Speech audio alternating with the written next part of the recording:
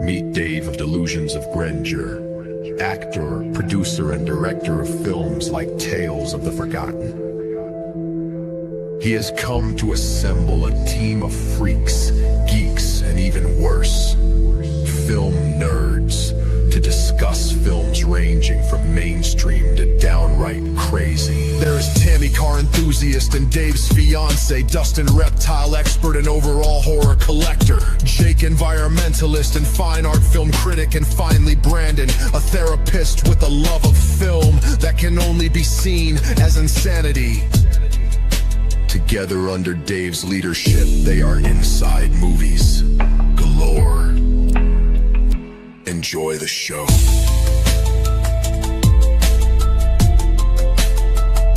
Enjoy the show.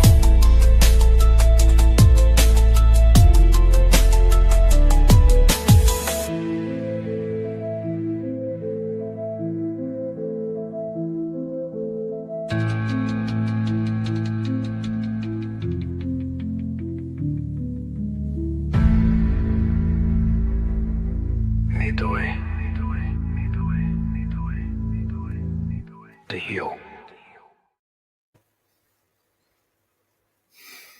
Alrighty, hello ladies and gentlemen, and welcome back to another exciting film journey here on Inside Movies Galore, where I've gathered together my cauldron of miscreants and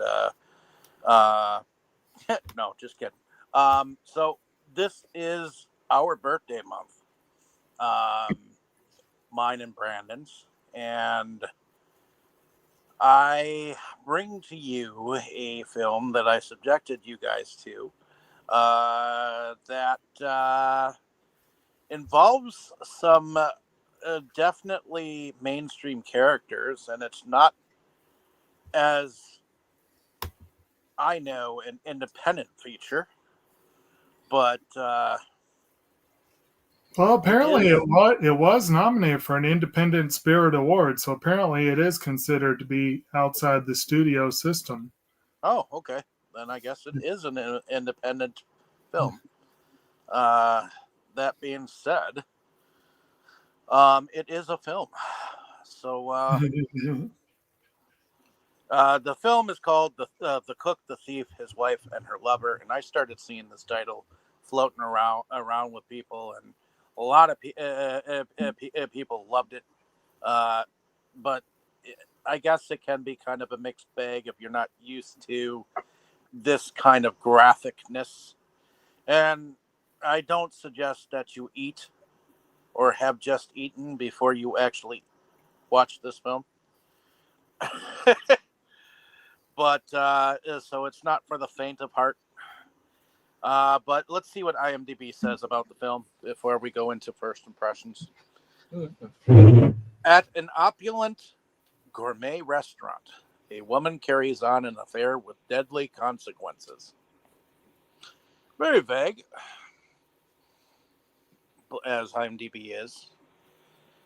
But let's go to ladies first. Tammy, was this a first time watch for you?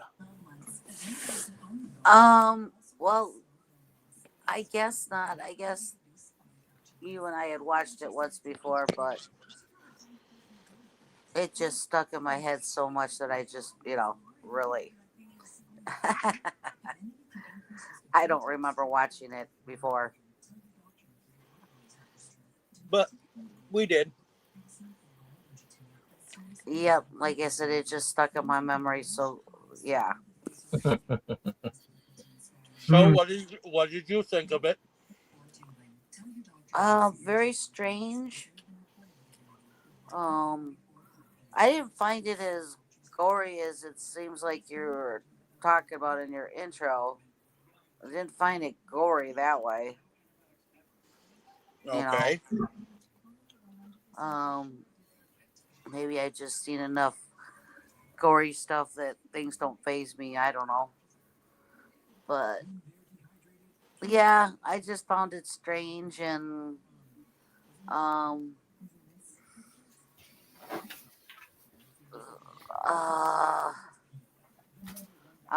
the wall. certain aspects annoying. Okay. But Is that pretty much it for right now? yeah, I guess pretty much it for right now. Alrighty. How about going over to you, Jake? Was this a first time watch for you? It was. This is a movie that I know the title. I cannot tell you exactly in the context that I know the title.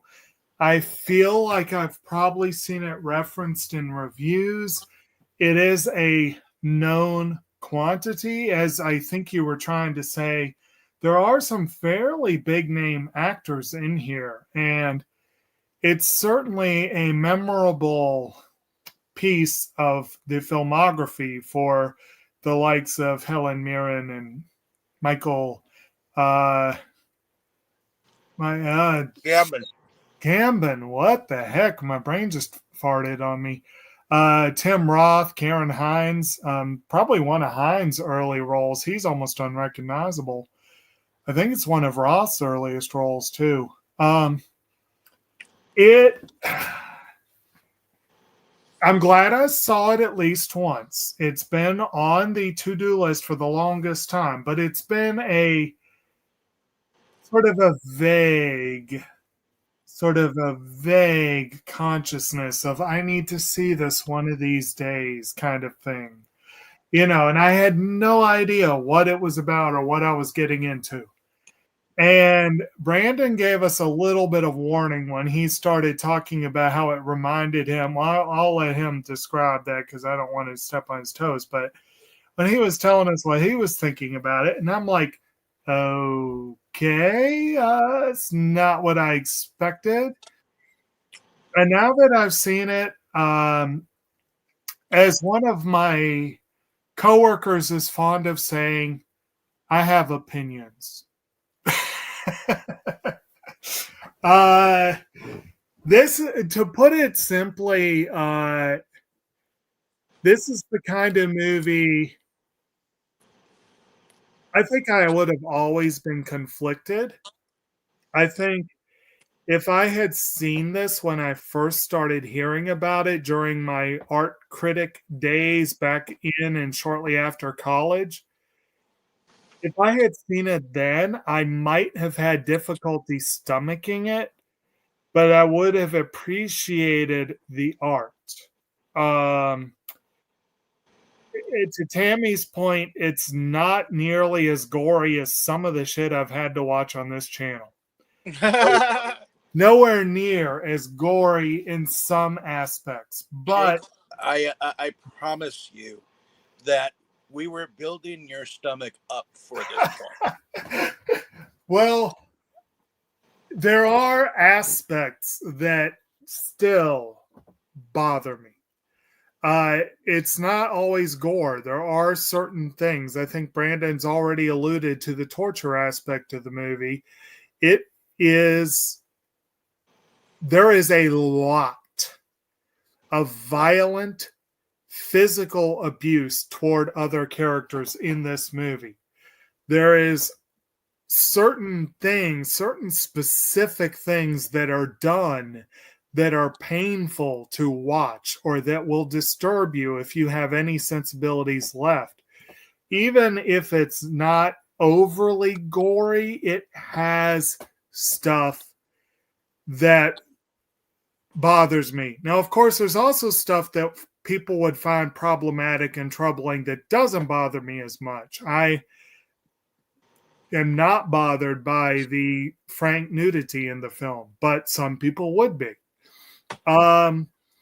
It's the kind of movie that if I had seen it, if I could have gotten through it, I probably would have been very not happy to have gotten through it, but I would have appreciated the art. And as it is, I still do. But as I've already mentioned on this channel, I am having a difficult time right now appreciating movies the way I used to. There are reasons for this. And when it comes to art, this movie reminds me, the way I described it, and I think it's a good description. Y'all can tell me what you think. I still have not seen Jean-Pierre Jeunet's Delicatessen. I need to. I imagine it's got a lot in common with this. In I fact, imagine so too, and I do have a copy of it. it wouldn't surprise me at all if reading about Delicatessen may have been part of how I read about this. I don't know. But I've seen several of Junet's films. A Very Long Engagement, Amelie, particularly The City of Lost Children. To me, this movie feels like a marriage of Jean-Pierre Jeunet with Stanley Kubrick with a strong dose of the Marquis de Sade. That's my description of it. And both Jeunet and Kubrick, and I guess Paul Greenaway must be in that same school, they're really, really great with the art. To me, this did not feel as good as Jeunet or especially Kubrick in the production aspect. And we'll talk about that when we get to production. But the art critic in me would have appreciated, especially the color coding, which I thought was really cool. But I don't know all the particulars about the production. But as a viewer, especially as one who is becoming more and more and more and more and more concerned with and sensitized to waste, I feel like this was probably an extremely wasteful production, and it kind of pissed me off to watch it. I also had other feelings that I did not fully crystallize until afterwards. And in respect to certain people on this chat, I will not go into too much detail, except to say that there were some painful parallels with certain individuals on display here. And I'll just leave it at that. It's a interesting movie. It's very well made. Michael Gambon goes all in. He went in 100%, playing basically the anti-Dumbledore character, and I give him props for it. Helen Mirren did a great job. All the performances were solid. It's a solid film. I don't like it. And I'm not sure if I'll watch it again. I'm certainly not in a hurry to. But it's a film that, again, I don't know if there ever would have been a perfect time to see it. Maybe a year ago might have been the sweet spot, and it's already well past that point, So I'm going to rate it more than 2, but it's not going to be a strong rating. Okay. Yeah. You can come back to me in a moment. I need to go off for just a second. Okay. Alrighty. Well, myself, I figure you're done, Jake, right? Yeah, I'm good. Yeah. Okay.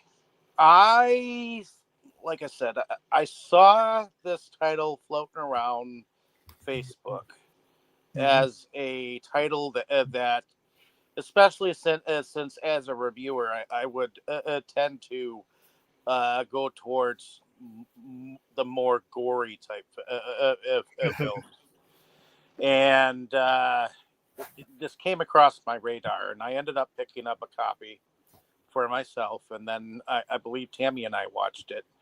And for some reason, it had gone to like the back of my mind. And we've discussed many of my favorites and my particulars, and it just came a time to maybe think about, suggesting this one as one of my birthday picks, because for some reason there was something about the vulgarity of it that I like, and and I say that with no pun intended, because it is a vulgar film. It is it's got torture, it's got violence, it's got cannibalism. It's a little bit of everything that people tend to grab your torch and pitchforks kind of thing. And I kind of figured, since we just watched the Shrek shit, it kind of goes well in hand with that kind of a film process, and And now maybe it it's can't completely follow different. that mindset, but Michael Gambon. Well, we know him to be, he wasn't the first one who took up the Dumbledore reign. No. But he was the understudy later on that took the role and took it to the end of the franchise. Right. Oh yeah. And honestly, I wasn't sure about him, because I really did like the original Dumbledore. And so rest in peace. I did like Richard Harris in the role. Yeah. Well, they're two completely different interpretations of the character, but correct. Yeah. And seeing Michael Gambon young and sprout, and in his prime in this movie, and he's giving it his evil edge to it. I mean, he really does put it all in. And Helen Mirren, if you know anything about Helen Mirren, she was like the live-in girlfriend of Liam Neeson for quite some time when she first started out, and then she started getting into films, and the way her skin looks on screen definitely makes me feel like this is a younger image of her. I do remember her coming about in Queen of as the Queen of England in a film later on. She won the Oscar for it, and that's I think what a lot of people know her as. Yeah. But she is very lithe and limber in this movie. So I and there's something about the color schemes of the restaurant, and the music is something that I thought was very centric of the film. I like the music for some reason. It's a very odd combination with the high soprano dishwasher that we come about. Although the dishwasher boy, I hate to say this, he was becoming a little bit annoying. But that a little bit. Yeah, a little bit. Yeah. But it was meant for atmosphere, and to be fair and honest, this is the first time I've actually ever seen a cook staff of that magnitude. I mean, you get to see the behind the scenes of what they're doing, and there was even a shirtless pirate looking dude that looked like he could belly dance or some shit. For some reason, I just kind of chuckle whenever I see the guy. It's like, okay, that's a bit barbaric, but okay. And especially when you got a guy that's always having everyone wash their hands and worried about food poisoning and all that jazz, and you got a shirtless dude in your kitchen, so but it really did. I mean, it really was, at least the setting of the restaurant, it was something to see.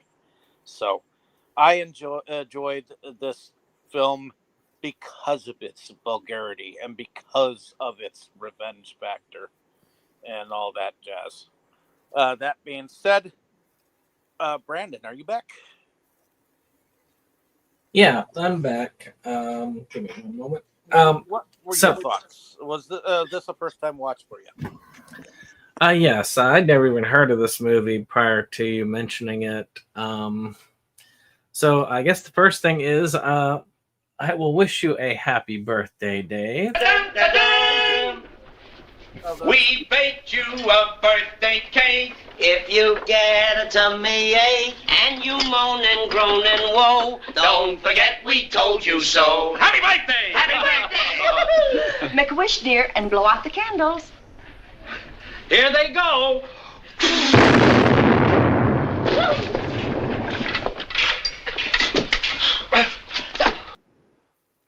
So, but any case, yeah, I'd never heard of this one. I was kind of keeping a neutral stance to it because I didn't hear of it. I was just going to take it as is.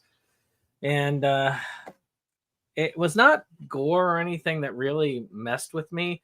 Though I admit there was a scene that did bother me because it reminded me of Sallow. And I don't think the whole movie reminded me of Sallow, but that first scene reminded me of Sallow.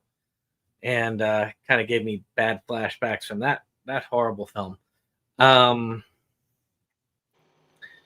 But get the good parts aside, though, I did think that it had amazing acting. Michael Gambon, you know his name.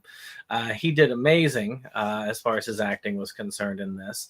I thought that the production value was quite exquisite. It did a great job there. Kind of that industrialized look that you see in some of the movies involved. And the music was pretty good. But if I were to give my overall thoughts on the film...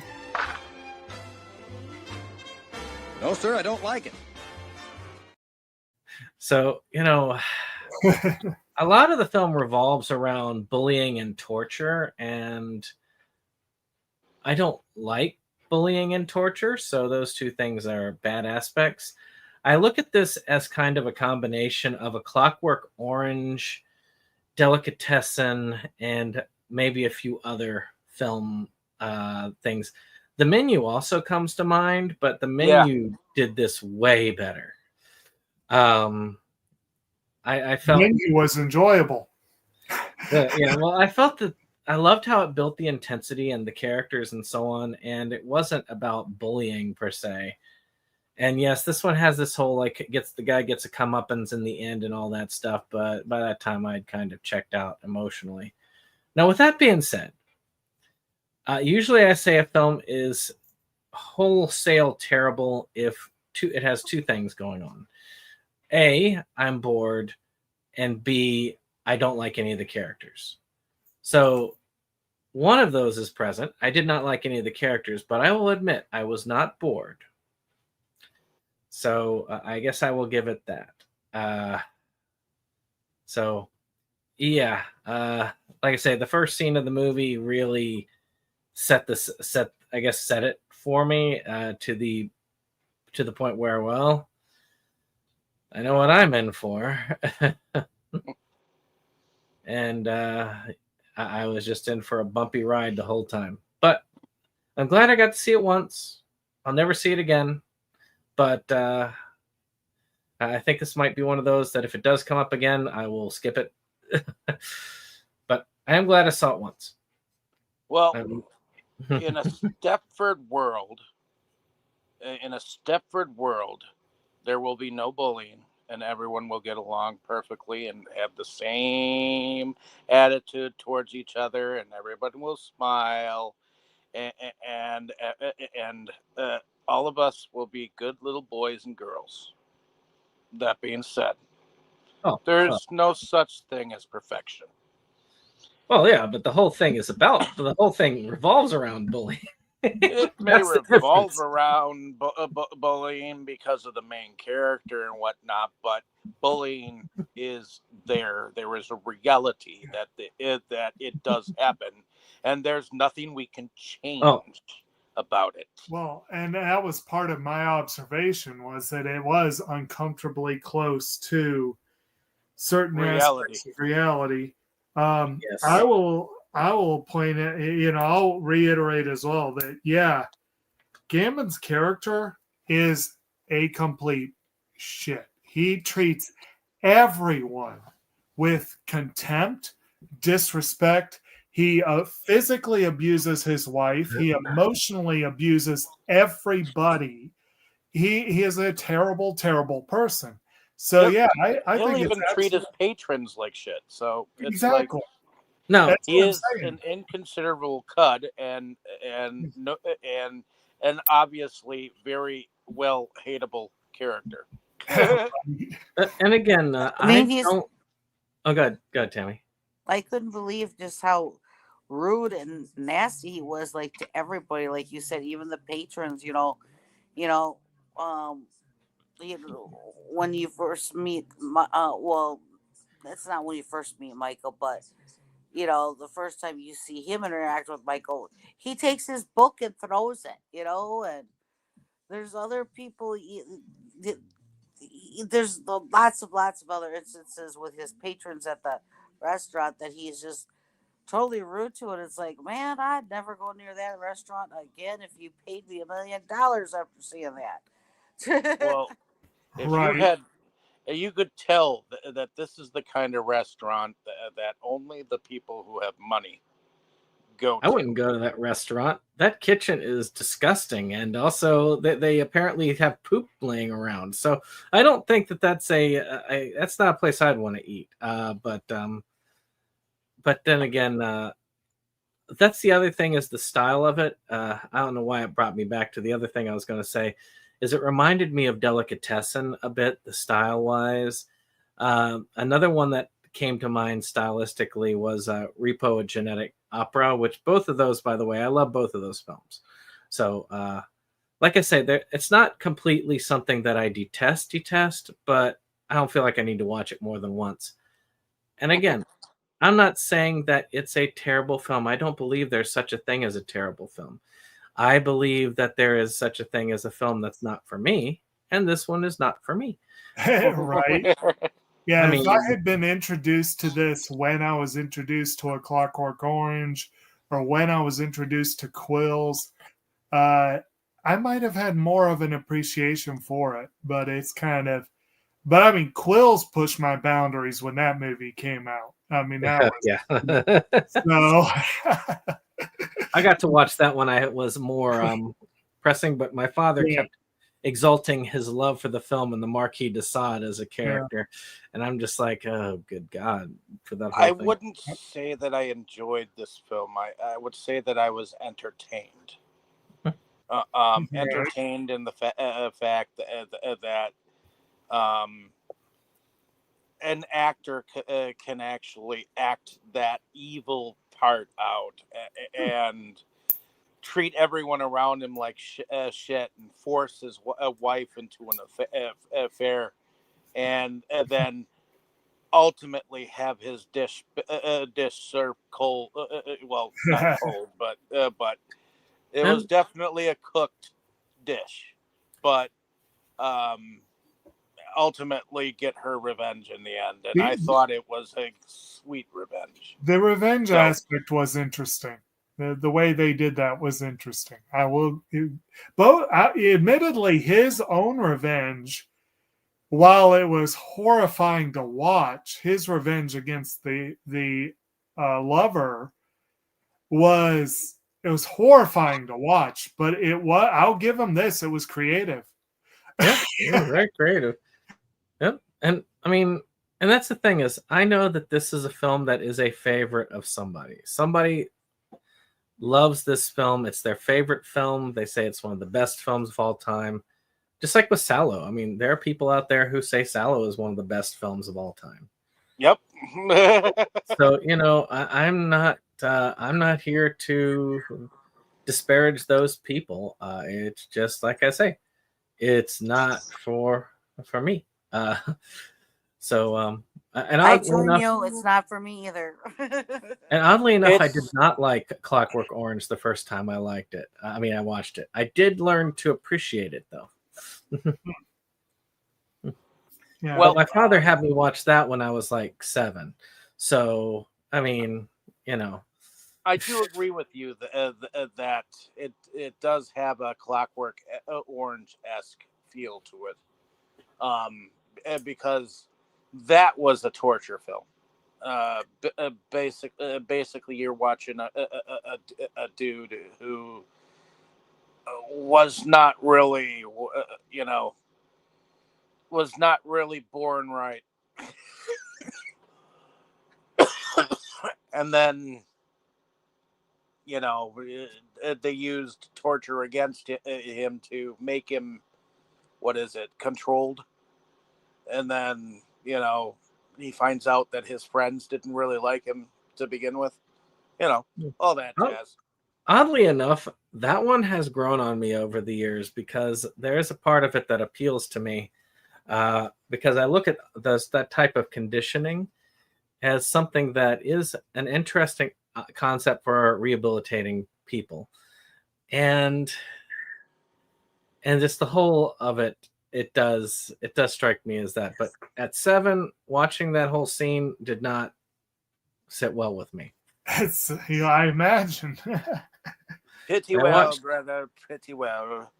I watched a lot of Kubrick stuff at 7 and 8, so It also has a little bit more of a social, it's a stronger satire. Yeah. This one's a little bit more on the revenge and the just kind of getting down and dirty with the characters, and I'm not sure that it's making as much of an overarching statement. I could be wrong about that, but I didn't feel it as strong. With Clockwork Orange, I felt that very strongly. The Menu had a much stronger overarching statement than this one did, I think. This one was just about watching these people get really, really, really, really awful and then seeing how it played out in the end. But yeah, and that's pretty much what this film is. I haven't exactly gotten into to the plot, but right. It is kind of basically watching. Well, one of the main characters is Michael Gambon, played the character of Spica. And Spica has a restaurant, and he runs it with an iron fist and a tawdry tongue. So to speak. If he was a sailor at one point in time, he was the worst ruffian of them all, because his mouth never stops. Fighting around the world. And it's not that it's not that he's stupid. He's actually smart, but unfortunately, his intelligence. In his way, because there were things that he knew about Napoleon, like he knew of Napoleon's favorite dish. Well, how much of it he actually knew and how much he was making up on the spot is hard to say. The thing with Albert is the character's name. We briefly touched on his meeting with Michael. Michael is, to put it succinctly, he's a book nerd. He loves to read. He's a bookworm. And and it's clear that Georgina, Albert's wife, is also interested in this. It's one of the reasons he's able to catch her eye. Albert is, not only does he pick on the bookworm, he shows an active disdain for reading. And he may be street smart, but it's very clear that he has nothing but contempt for people who actually are intelligent. And he is, he has some smarts, but he's not a smart person overall. And he's deeply, deeply, deeply insecure about people who are. At least that's my read on it. But that Yeah, he's a really very has contempt troubled for people soul. that read. Yeah, He's a very troubled soul, yeah, and he likes to lord himself over everyone, right. make people cower, and um, try to get everything done. It's almost like he's like a mafia dude because he's Right. got his own like private army. Well, apparently he To is like a gangster, isn't he? well, it wasn't necessarily said whether he was or wasn't. Uh, either that or a But you get politician, the or both. you get the feeling that he is kind of a criminal, Yeah, and he rose to his power by being a slum landlord and almost like the master of the house in Les Miserables. yeah. You know, uh, ready with a handshake and an open palm. Right. But he is not a nice person. You see that he is very rude and insulting to even his number one people, his chef. Uh, I have to give the chef credit though. Yeah. He is professional enough that I think that he's actually a likable person. The chef. He is a professional. You know, if without him, the restaurant would have already failed, big time. Correct. And I think that's something to his character, and the fact that he actually helps the wife have her little affair is because he does not like his boss. You know, so he allows it to happen and helps hide her little dalliances, so to speak. But as the film progresses, we realize that Georgie or Georgiana often takes a lot of potty breaks from her ribald husband's antics at the dinner table because he is often entertaining guests as well as his droogs at the table, and he always tries to involve her in his insultations, and she's just not having any of it. And oftentimes she says that she's going to go have a cigarette or this and that. She wants to do everything she can to not involve herself in his world, and ultimately we realize that she has entered into an affair with a patron of his restaurant, and as we know, his name is Michael, and he's very studious. He's got a lot of books with him, and his attention to her is kind of what begins the romance, and they end up boinking each other quite a lot during what is it, a week's span, because we do have a menu that shows like Friday, Saturday, Sunday, Monday, Tuesday, type of thing to show that there are days that things go on, and then of course there is a rougher party that is at the dinner table that starts to notice Georgiana's disappearances are often happening when this patron it goes off and whatnot, and it's something that I think wasn't going to last, and we knew it. She's a married a woman. He's very obsessive and jealous and controlling.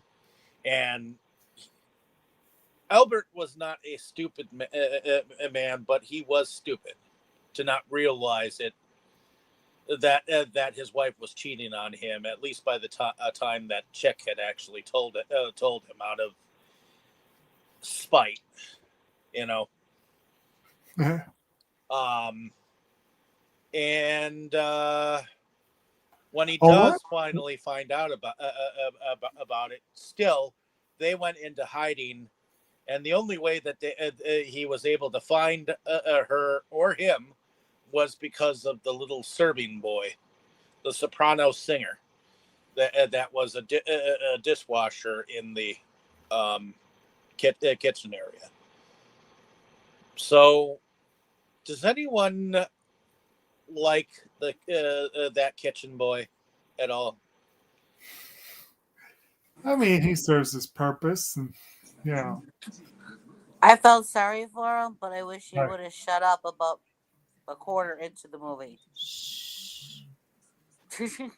Oh, what about you, Brandon? What did you think about our choir boy?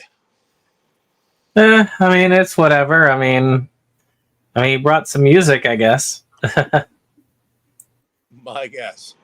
That's what you call music?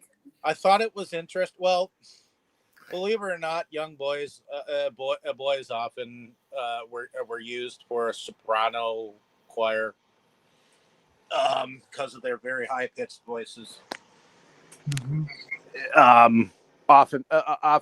Times some of the Tabernacle records, I think, were of some soprano singers back in the day. I honestly thought for a while that he was a she, not a he. Nope. He was a he. Well, I figured it out, but it's at first I thought that he was a female. Well, I can see how you might have made that mistake, but and the way the kid looked, he had some really blonde, almost like Raiden looking like hair. There, and it was quite spiky, so it was a weird seeing Naruto there. Well, when that one scene where Albert is dragging him and Georgiana to the car and everything, and that whole big scene, that's part of what made me think that he was a female, you know? Nope. But that, you know which scene I'm talking about. I know which scene you're talking about, but I guess I knew from the get-go. Maybe because I'd seen it and I remembered it. I could see how you might have thought it was a girl at first, but because I know that that boys can sing soprano, I knew it was a boy. But that being said, it was a very at least he sang in tune. That's one thing I can say. It's not like he did a Tarzan voice, like you know. It was a very somber high note. So, unfortunately, it was starting to get annoying to me too. So, that being said, what do we think about Georgiana as a character?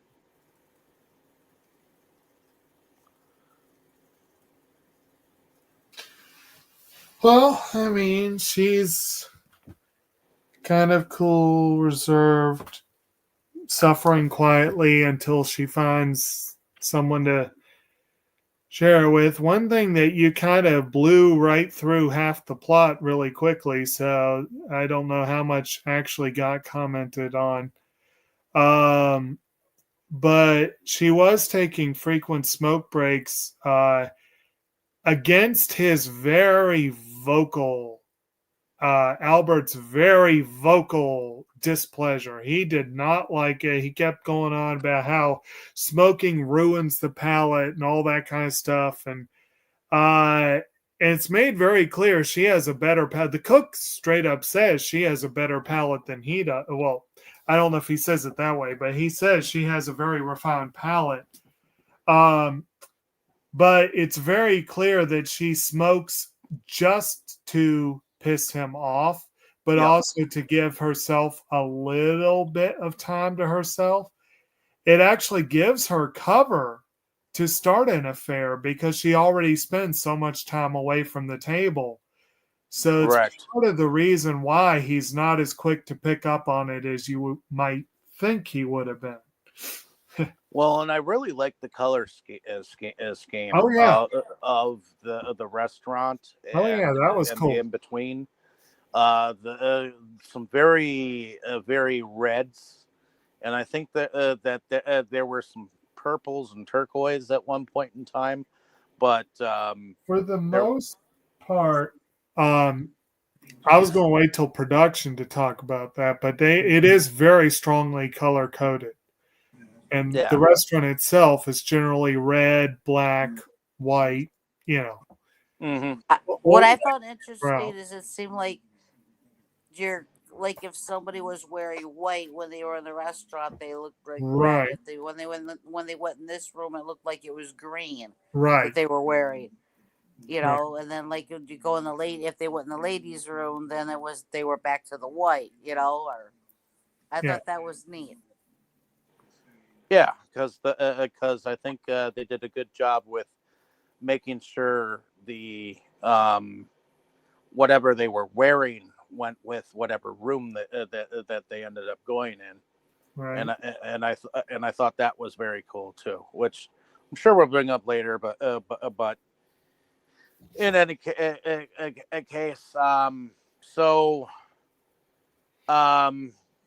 we see that Albert often is sitting at a generic table. Sometimes he has other women with him.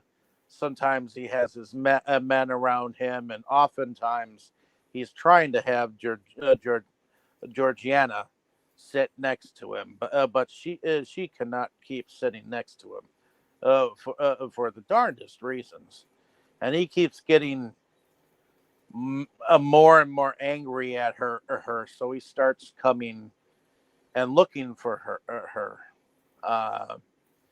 And you can tell that he's very controlling because he cannot be without her by his side for some reason. And it's just something that he just can't. And she's a possession to him. Yep. And as somebody who doesn't trust anyone, one of the things that he had stated before is that she was one of the few people that he kind of trusted, which is very limited for even that. So it's kind of that weird thing. But yeah, that's like his. She's no different than, say, a fine meal in a sense to him. It's just a trinket, which was marred when he found out about the relationship. Yep, and ultimately he does find out about it. Although it took him a little bit to find where they were. The little boy ultimately was his in as to where Michael was, and if not for his. The reason that situation came about was that Corey, I think his name was, Karen Hines' character, he didn't really say a whole lot at all, but he had a girl who apparently was with him who decided to sneak into the kitchen with one of the other people at the table. And she straight saw them. And you really kind of put things together from there. And she started kind of dropping hints and that kind of thing. And the cook straight up said, or Richard told them, he's like, you guys need to get out of here. I think he put them in the meat locker for a while, naked. Yep, naked. And he Completely got, naked. yeah. Which I can imagine they were probably feeling very, very chilled by the time they left. I admit that it was slightly amusing to watch the staff just come and go like they weren't there, and it was. Yeah. Oh, while they were having their affair and they were acting like it was nothing Right. to just come in for a pheasant or this and that, and yeah, at one point one of them came in for a bird, and sorry for the interruption, and she kind of looked around. She's like, we'll only be interrupted a few dozen more times or something like that. That was kind of funny. Yep. Yeah. So. Yep, and then Michael's like, "Oh, I guess somebody's having pheasant for dinner." Mm-hmm. Yes. So, but yeah, ultimately the cook ends up throwing their asses naked in the back of a truck, and this truck, the one that he opened up, the food in it had spoiled. Evidently, they'd forgotten to bring it in. No, they never forgot to bring it in. They addressed that at the very beginning, where I mean, after the whole shit eating scene, which I'm surprised you didn't go over that, Dave.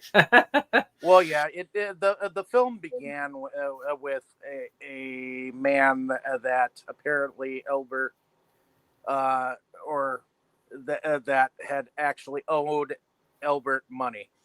And this is why it makes me think that he's more of a gangster type dude. Right. Because he basically, because the man could not produce the money that he owed, he basically took it out of his hide. And basically shat on him, made the dogs shit on him, and then peed on his ass. To make a point. Don't ever owe money to me and whatnot. Obviously, this was something he does to a lot of people, and it just so happened to end up happening to that guy. But to reference the trucks, essentially he had brought those trucks of food in, and the head chef was like, nah, I source all my own ingredients. We ain't using that. Right. So, and he was stubborn about it. Like, well, I'm leaving these trucks here and you're going to use it. He's like, yeah, bet. And then, so that's why they were all bad, because he just left them in those trucks that whole time. And the chef's like, nah, I ain't using it. So. Right. But the trucks came in handy because then they became the escape vehicle. So, and I think it's kind of funny that they found themselves still naked, like in front of or in the place that apparently Michael actually lives, with all these books stacked up, and he does a lot of reading and whatnot. And he doesn't even have any clothes there. Right. They just have blankets. So, right. So it's like, did the guy even live there at all? Because you would have thought that he would have had at least some clothes that he could put on. Maybe he spent all his money on books and he only had the one outfit. Maybe. He did have a lot of books in his place. But when he came to the restaurant initially, he actually had a nice jacket that the restaurant people took off for him. So so it's not that he didn't have clothes or whatnot. At least you think with him dressing so elegantly. I thought he said Sorry, go ahead. I thought he said that he had an apartment and that this was his hobby or whatever that he's been putting together, this bookstore, and and that he stays there at times is what I had when they showed up there Okay. is what I had heard him say something to Well, that then effect. maybe he just hasn't outfitted it with extra clothes. Right. Because I remember him saying, "Well, it does have a something like it does have a kitchen and a bathroom or something like that." He goes, "But that's about it," or Right. I'll bet Brandon in particular, you probably appreciated, and Dave, probably you too, appreciated the whole she like Georgina, I think, asked him, "You've read all these books?" And he almost laughs. He's like, no, I could never read all these books, but it's important to preserve them or something to that. I can't remember exactly his reaction, but it was sort of like preserve them in the event that either that I read them or somebody else might right. have the love or the want of the item. Right, exactly. So I kind of appreciated that response. I'm sure you guys probably did too. Oh yeah, nice little physical media. Typical, our typical response we tell to other people. He was a collector like some of us, so. Yeah. What of us? We got to cover that movie one day. Unfortunately, his demise was something to behold because when Albert finds out where he is, him and his Drews torture him to no end, and here's Martin do it. Martin, our Tim Roth character, actually had him do it. Yep. Yep. So ultimately, he eats his what is it, the French Revolution papers. Right. And meanwhile, I believe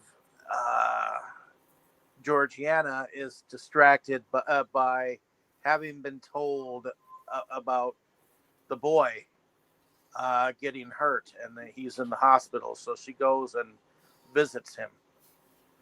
And while she goes and visits him, that's when they torture and kill Michael. Well, she comes back, and she, I guess, in a sense, she sees that he's dead, but she acts like he's still alive. It's like it hasn't quite set in yet, because she's like, okay, this is what I want you to do. I want you to give me a kiss in the morning and then make me breakfast. And when she wakes up, she's like, I guess you're not going to kiss me and I'm going to have to take care of my own breakfast. But she ends up going back to the cook and having a conversation with him. And she basically asks him, did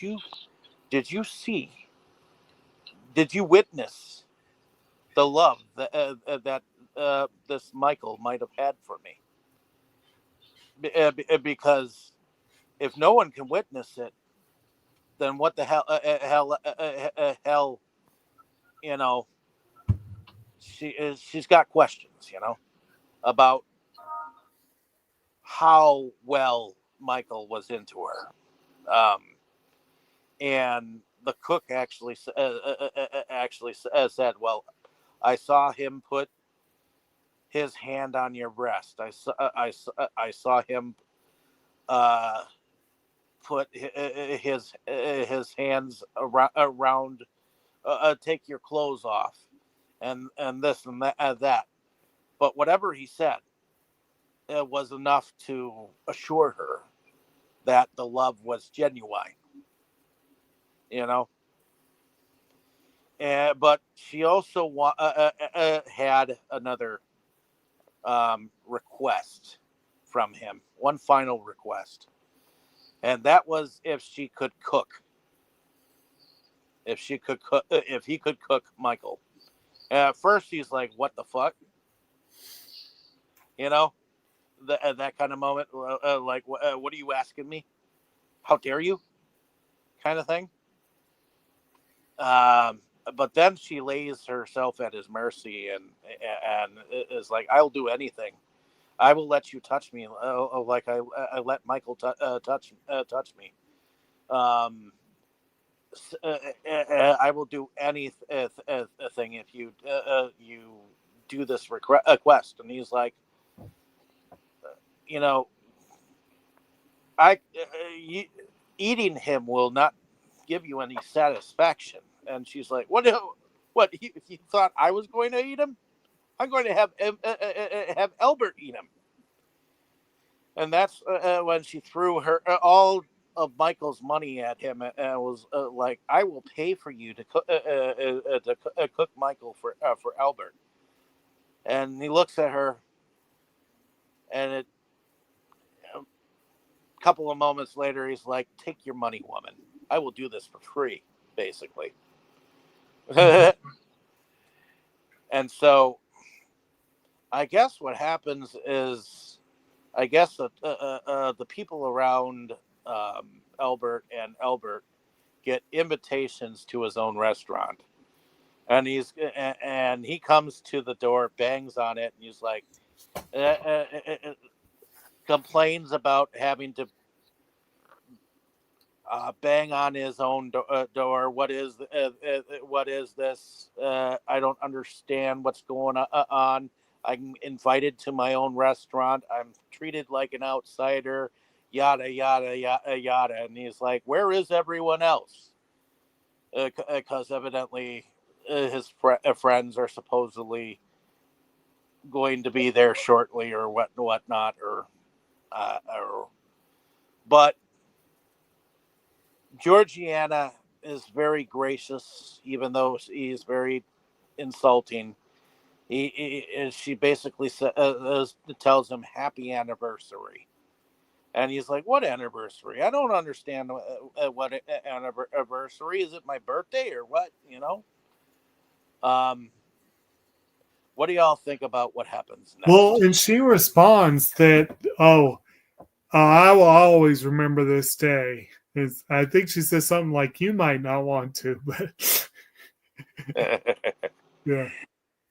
But yes, she says something to that effect, and ultimately, you start to see a ton of people are bringing this tray of what looks like something that has been cooked, and we all know exactly what it is. Well, it's pretty obvious. Like, it looks like someone's wheeling a gurney down in the morgue. Yeah. Yeah. But and it looks like a bunch of pallbearers there, that are Right. bringing it to the gravesite. Well, they bring it to the table and unveil, and once they unveil it, the look on Albert's face is like, "What the heck is this?" You know, and she's like, "Well, Albert, I understand that you went and killed Michael, but you vowed you would kill him, but you would had also vowed that you would eat him too. So, Albert, dear, eat him." And it takes a little bit of coaxing, and I guess with everyone there looking at him, he's got no choice but to attempt to. And at first he throws up. I would too. I think anyone would throw up before they ate anyone. It just tastes a little bit like chicken, right? Tough chicken, but what do we know about eating human flesh? But I guess he eats just a little bit, and before he does this, he tries to pull a gun. but it's grabbed from him, and I guess the kid grabs it and hands it over to Georgiana, and Georgiana at gunpoint finally gets him to eat the flesh, and that once she has seen that he has chewed at least the first little bit. Well, not just any part of the flesh. Well, he actually does not take any of the penis. She does invite him to, though. She does invite him to. He moves his fork a little bit downwards, but she does suggest that he eat the genitalia, and that the fact that she suggested it was kind of funny.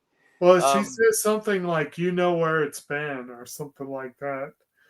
You know where it's been, and it can be an aphrodisiac to some people.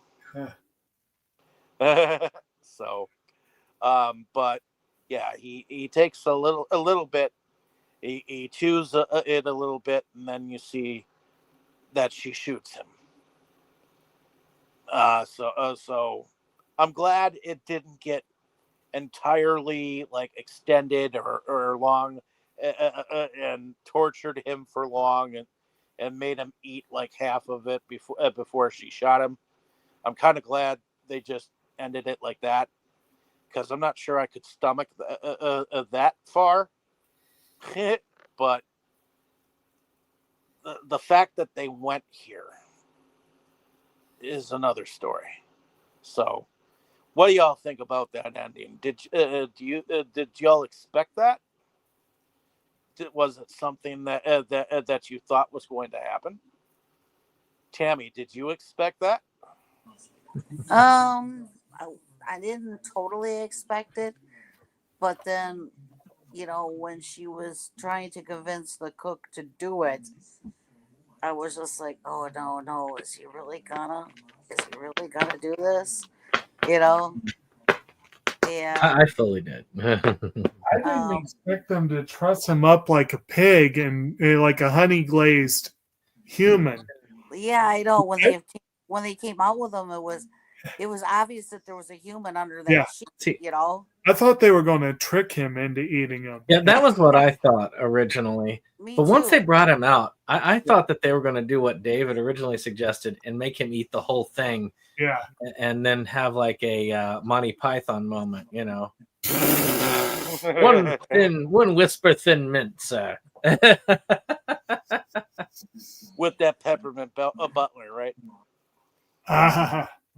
Yeah, I didn't expect him to be brought out like you guys were saying, not that way, no. But, well, I guess it shouldn't have surprised me the way this movie was anyways. One fully cooked human coming right up. Like I said, I'm surprised they didn't, because of the way the movie has gone, I am surprised they didn't go to prolong the torture out. Right. I mean, what about torture? I feel like is one of the mottos of the movie. And it's just kind of weird to see it happen. Yeah, see it not happen. I was surprised, but hey, whatever. I wasn't disappointed one way or the other. That did catch me by surprise. But you know what? More food for the rest of us. If you're gonna go all out on that stuff, you should go all out. So, in a way, I was disappointed. I was relieved and disappointed at the same time. I mean, Yeah, a little. This is where I think they should do a Marvel moment if Arrow ever releases this, and maybe have them sitting down and eating the human in the extras. There we go. That would be okay. A little weird, but it would be up its alley at least a little bit. I could see them doing that just out of fun, but just like Martin sits down and takes a bite and goes, yeah, and then all of a sudden Michael sits up or something like that. That would have been too much. I keep saying Martin. It was Mitchell. Why am I saying Martin? Whatever. Close enough. But at the end of everything, thing, I think we've covered much of the plot. I mean, we mentioned a little bit about how the kitchen. You mentioned how the kitchen was dirty. I didn't really see that it was dirty per se. I saw dirty dishes at the very beginning, but then I saw clean dishes. I on the mean, other shoot, side. they had excrement in the kitchen when they were doing that. That dude was covered in the stuff. They were just going on like it's every day. They weren't paying attention to cleanliness at all. The place looked like an industrialized factory. It did not look like a clean kitchen. Like I said, it did not strike me as a place I would want to eat the food at. It looks like you would catch a disease or something. But So you're one of those people who investigates the kitchen before you sit down at the table, don't you? well, if I know about the kitchen being nasty, I mean, if I know there's lots of roaches and people pooping on the food, yeah, I probably wouldn't want to, eat there. I wouldn't say that I thought it was that bad, but I will agree that it could have been a whole hell of a lot cleaner. Yeah, It's I agree. interesting. It's interesting that the chef allowed that kind of kitchen, because he did seem like a professional. It did seem like he had his standards. He just, I guess the best way to put it is he must be a rather eccentric master of the kitchen. I didn't see it as totally dirty, but I mean, it's one thing to get the things out that you're going to need to prepare a meal. Yeah. It's another thing to have everything out all in the open for every meal when a lot of the stuff should have been like put away or put in the fridge or this or that. I thought that there was way too much food and Yeah. things laying out. I did have something to say about the silverware that his people found and supposedly bought off of his money. He said he had bought 300 sets Right. of the silverware, and the cook proved that the silverware just bent in half just like that. So I was like, how stupid can you be? Yeah. Well, he didn't seem to have the best and brightest working with him. No. No, not at all. Not at all. Oh, dim sum. Oh, dim sum. No, just kidding. No, I seem to think that not all, when you got evil people, they don't always hire the best of service underneath them. I mean, Well, and this is one of the things again that gave me uncomfortable parallels with other situations. Like when you are a mercurial tyrant who clearly despises those who are educated, who clearly despises those who want to learn for themselves, those who want to think for themselves. If you want complete servile obedience from everyone in your orbit, I love the poorly educated. You will not attract the best and brightest in that situation. It will not. no, and I don't think he attracted anyone that was worthy at least of a restaurant clientele. You may get some more cunning individuals mixed in, but it looked like this guy didn't necessarily. I think the cook was his smartest decision. Yeah. But in any case, at the end of everything, I think we've talked about production overall. We talked a little bit about the music. I'm just seeing if I can bring up who actually did the music. Well, just to revisit slightly, because I think we talked about parts of it. I don't remember if we went into too much detail. With the production, you had the restaurant itself was reds, was shades of red. There's a lot of black in there, but a lot of red, a lot of white. It does look very fancy. It looks very opulent and rich. The kitchen, as Brandon has pointed out, looks a lot more workmanlike. I guess industrial is a good way to put it. And it's all in greens, like greens, a little bit of blue. The bathrooms are almost all in white. And then outside, it's almost like something out of a film noir. Like it's deeply saturated, dark shadows, and the bookshop was like browns and earth tones and whatever. And yeah, they did, for the most part, they stuck to that color scheme pretty well. And I didn't notice it at first, but when you see the characters going from room to room and their clothes are changing, it is quite interesting. Like I said, I have some issues with what was probably the expense and, more to the point, the sheer amount of material that was probably used. Not to mention how much shit Albert breaks in the movie. He breaks so much stuff. It's like, it's. But yeah. It only was at night. Yeah. Okay, so Michael Nyman was the composer. He composed behind such movies as Ravenous, Gattaca, and The Piano. Oh. Later on, because 1993 was The Piano, Gattaca was 1997, and Ravenous was 1999. So this was from 1989. Right. This film.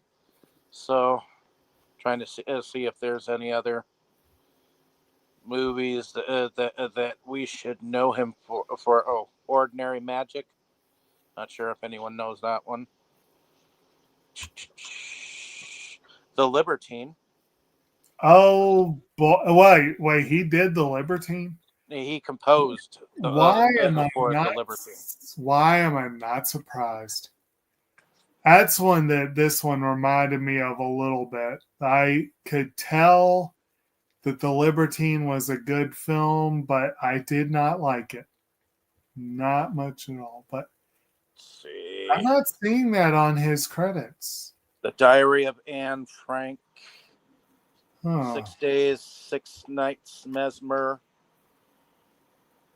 Let's see, Prospero's Books. Okay.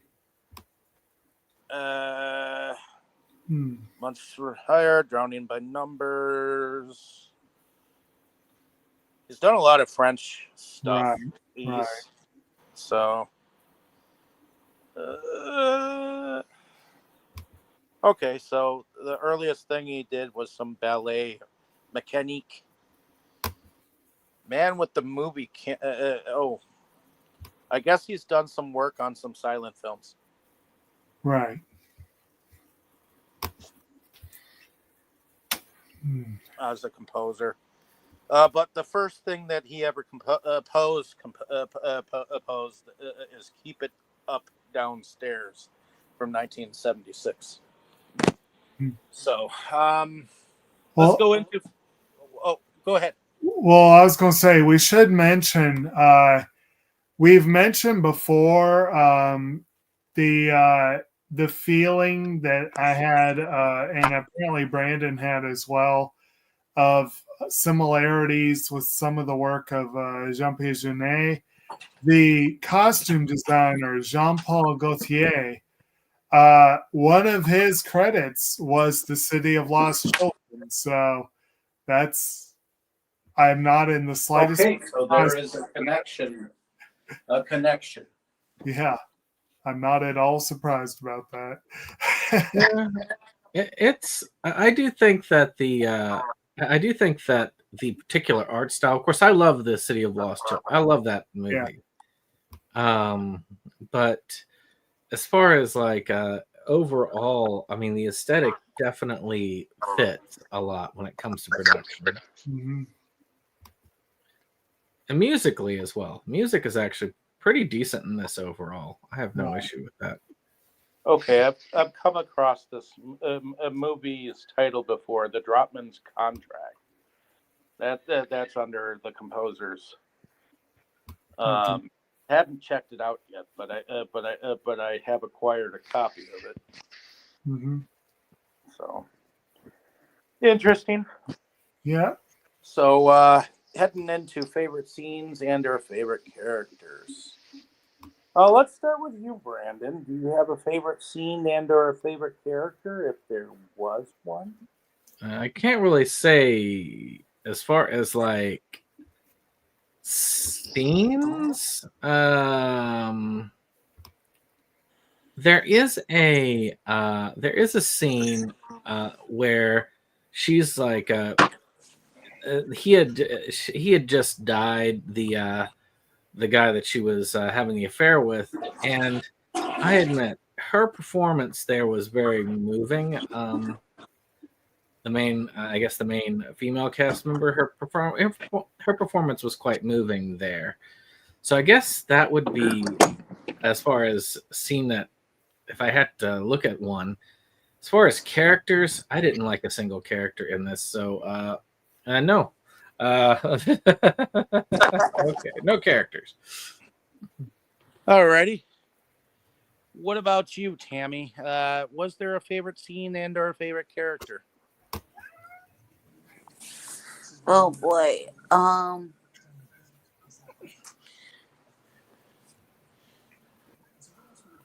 I guess my favorite character would be Michael. Because he was an innocent? Basically, yeah. And he tried to show Georgina, I guess what it was like to actually be loved, compared to what she was putting up with. And Yeah. He was innocent and everything. So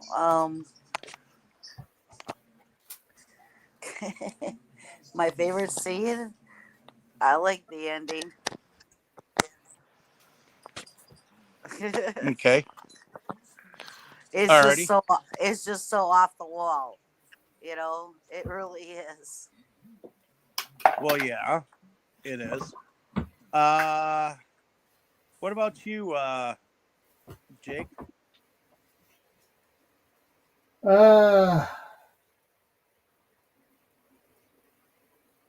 I'm not really sure I have a favorite character either. Albert is probably my least favorite character. I think that's safe enough to say.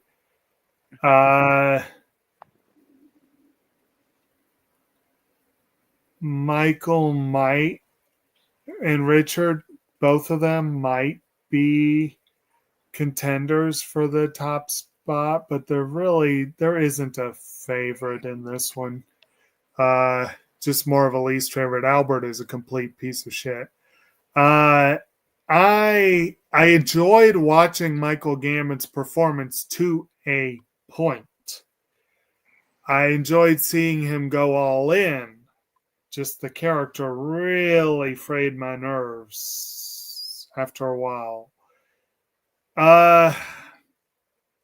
Favorite moment?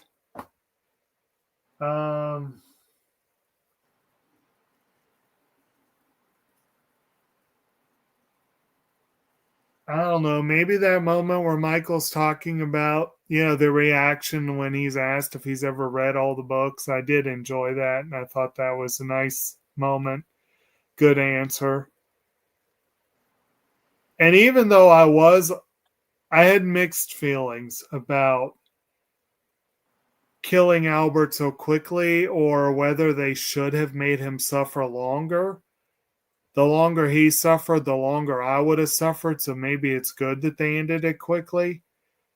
But seeing him get more or less what he deserved, just an abridged and more user-friendly version, I could go with that. Okay. And I guess I'll have to go with my two favorite characters as being Michael and Georgiana. Because, to be fair and honest, Georgiana seemed like all she wanted to do was get away from him. And so, in a sense, she was also an innocent. Unfortunately, because of the death of Michael, she was forced to enact revenge on him, and he needed to be taught a lesson.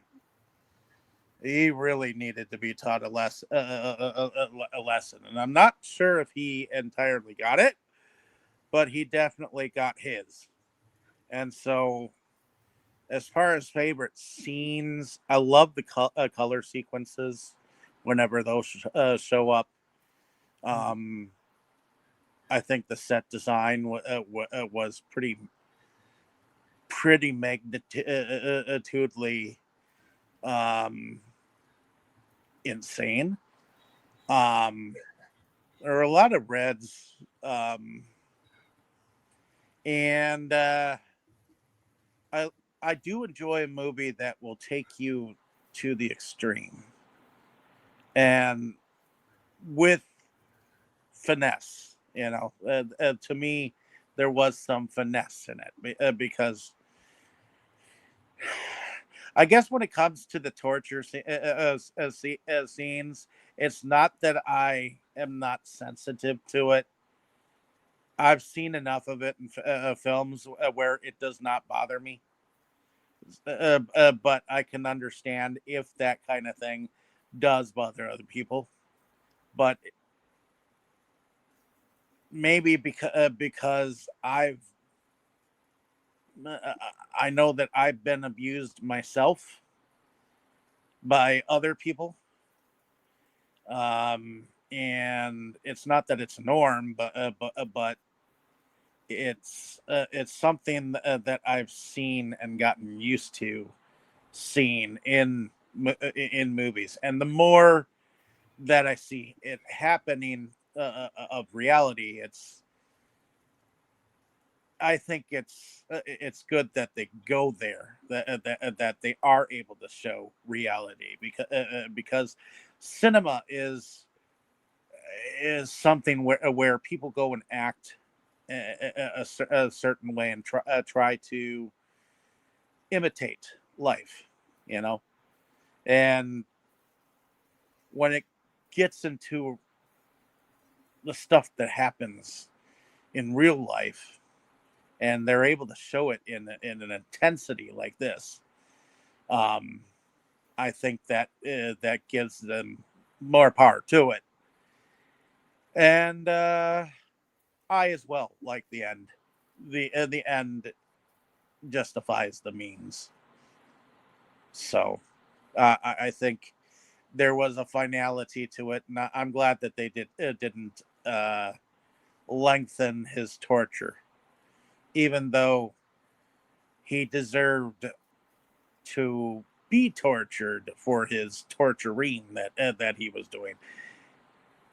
He was a torturer himself, so. But at the end of the day, I'm happy with the ending, and no, I probably won't be returning to this for a while, but I don't know why, but this movie just entertains me from time to time. Maybe it's because of how, like I said before, how vulgar it is, and how vulgar Michael Gambon's character is.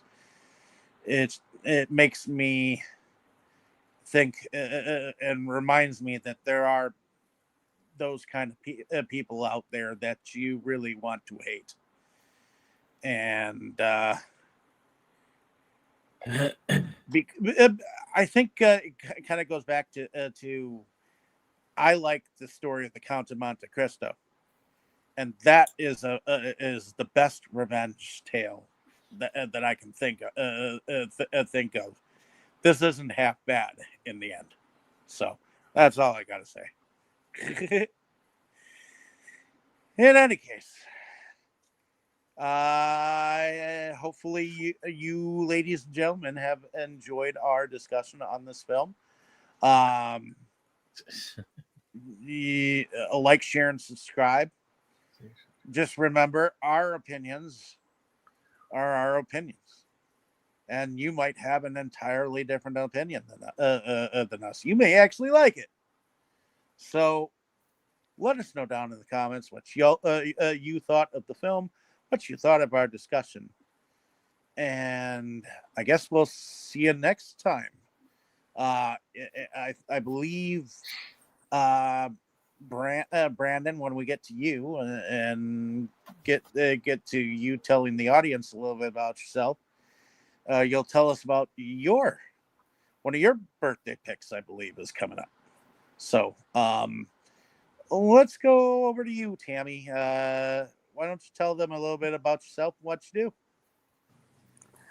Well, I go on this channel and another one with David, and we discuss different movies everybody's picked and get their opinions, and it gets to, like, it's interesting because, like, I probably never would have watched this movie except if it wasn't for the discussion. And so, Good cat. But yeah, now that the weather's nice, I'm enjoying the car shows with my car. All righty. Heading over to you, Jake. Why don't you tell us a little bit about yourself and what you do? Well, I am Kotobukijake. I am the sometime co-host of SeptumSin versus the World. And I keep very busy with not nearly enough hours in the day. My job is even busier right now because it's summer, and that means more stuff going on at work, but it also means more stuff going on at home, with the yard, with my vegetable garden that I am part of. There's going to be more traveling about. I've got a hike coming up this weekend that I'm looking forward to, and I'll be leading one next month. So that starts to be a thing more and more during the warm season, and just keep very, very busy trying to find time to write and do other stuff too. Doesn't happen all that often, but I do try to find time. And I've not been doing a lot of viewing lately, mostly television that I watch with the family, working on Marvel's Defenders stuff. And we're actually on the Defenders right now. And various shows, the BBC production, The Outlaws, things like that. And I do try to find time to join these folks for our discussions. And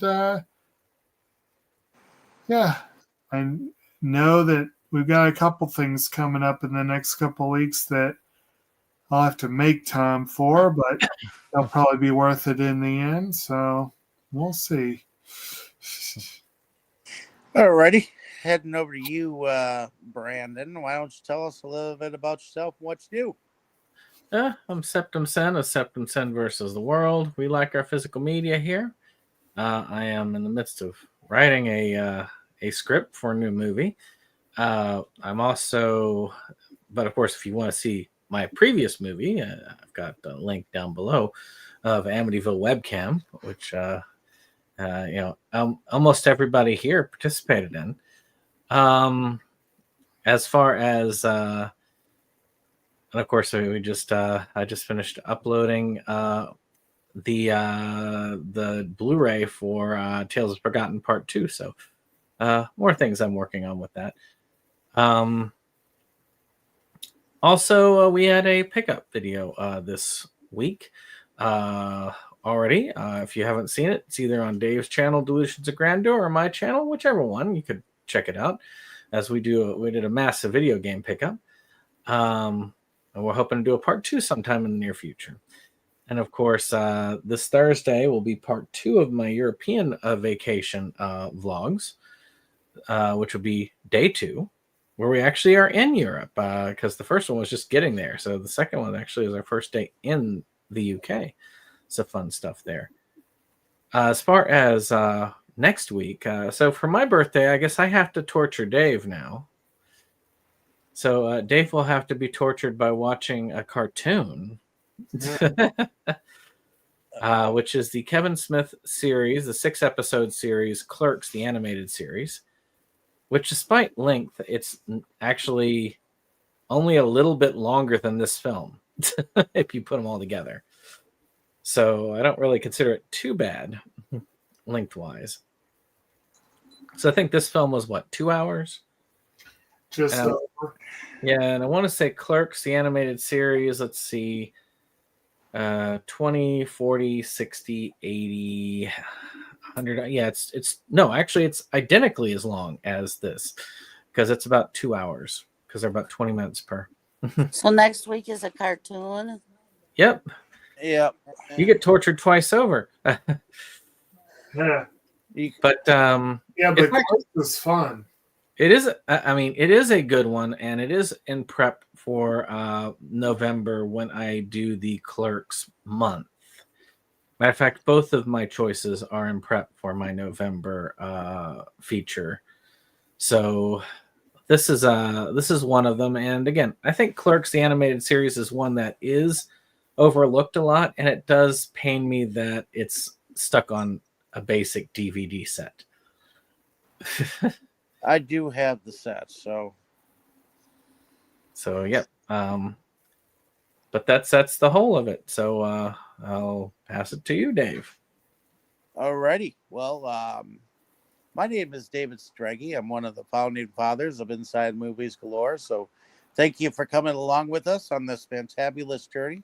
I'm glad that some of you could follow along with us on our partial birthday month, where I get to choose a couple of movies, and that means something to me, and or TV show, miniseries, and to discuss them with you guys. Even if you guys nitpick on it, I don't care.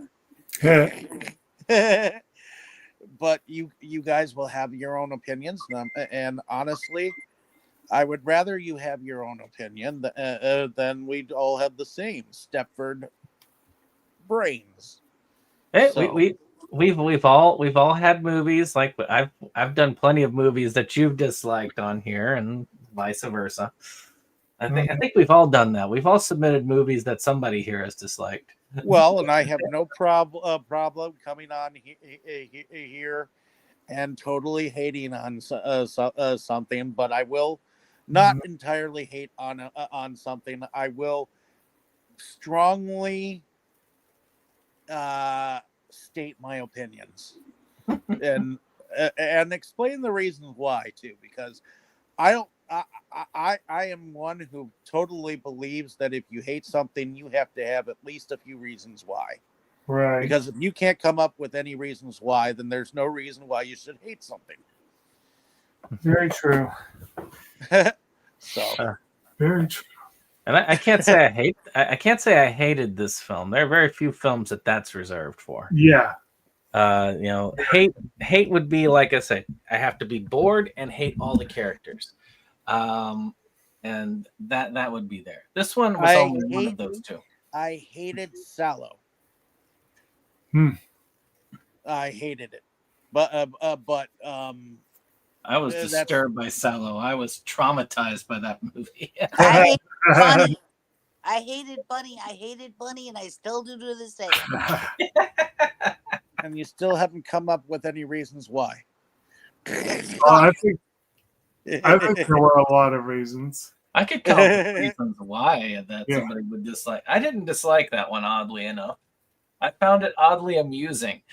Funny? And yes, I did find that one oddly amusing, but I've also been desensitized to that sort of thing. I did not care for it, but I can't say, again, hate is a strong word. And Yeah, it's a strong word. There's very few films I hate. Yeah, very few. Like I say, dislike, definitely. Like I said, I was able to get through this. I think the last film I really hated that I tried to watch for this channel, was Sallow. But prior to that was that film Feast, I believe, or whatever it was. It was about the one where the guy would feed the women. Feed. Yeah, which I hated that. I couldn't even come on for it because I was disgusted and disturbed so much by that film. Yeah, Feast was actually fun. And that's coming from me. But I still have to rewatch Feast, but I believe no, Feast was fun. I don't like Feast, but Feed, yeah.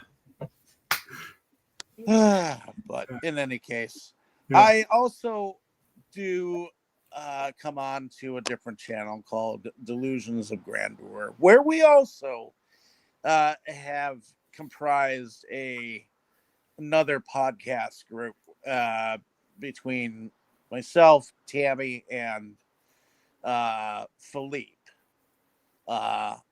on Sundays. And we went on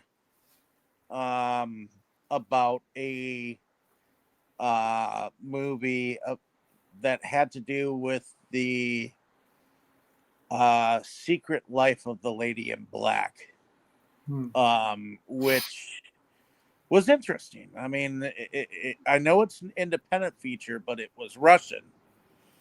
And they came up with an English dub, and it was from 2023. It was called Silent Life. The story of the Lady in Black. Wasn't that the precursor to the film that they came out with, that horror film, The Woman in Black? No. This one, because that came out way before this film was filmed. And that was a remake of a movie with the same title, wasn't it? Yeah, that's what I was thinking. That was why I was thinking about that one for some reason. Nope. There was The Woman Black, which was technically the first film that Daniel Radcliffe tried to get out of his Harry Potter rut. Oh, I don't think that was the first one. One was basically about the life of Valentino. Yeah, Rudolph Valentino. When Rudolph Valentino died, there was a lady who consistently showed up, giving his tomb a red rose, and always veiled in black. And Philippe has been on the trail of this song that was sung by Johnny Cash and many other people about about a veiled bride or whatnot. So the last couple of films we've discussed that he's chosen had something to do with this song. So if you haven't listened to any of our discussions, you'll get that. But we talked about that film this last Sunday. So ladies and gentlemen, if you haven't heard about this movie, it is a discussion on the film. And if you haven't seen it, I know it's not streaming anywhere for people to see. But if either one of you gents wants to see it, I have a copy of it, and I'll send it your way. Because I know it's not on anything physical, and this is probably the only way that you will ever be able to see it. So, But in any case, I do some video pickups and some video reviews from time to time. If you get a chance, check out the channels. Delusions of Grandeur and Inside Movies Galore. I believe that we have finally finished the designs for the DVD and the Blu-ray of the Act 2 of Tales of the Forgotten. So stay tuned. We will be releasing that to the general public for sale on the Kunaki website that you will see in our comment section. And I believe it's streaming in the credits, I believe. So, in any case, like, share, and subscribe. Everyone, say good night. Good night. Good night, everyone. Good night. Good night. Inside Movies Galore just makes you just want more. We've had all in the world of media to explore. Horror, anime, or Curious George. Our love of new things was our reward. It is the best night of our week. Frankly, my dear, I don't give a damn.